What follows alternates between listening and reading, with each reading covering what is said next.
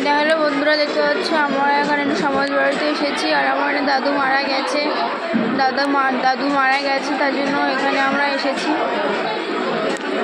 তাই দেখতে পাচ্ছ সেখানে খাওয়া দাওয়া হচ্ছে।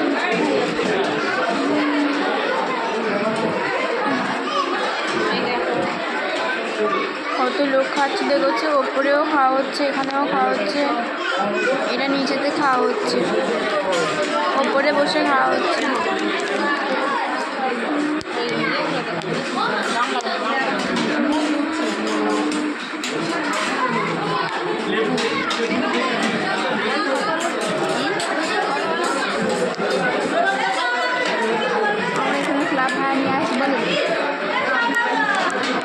আমরা এখানে একটা ক্লাব ভাড়াতে আছি এখন।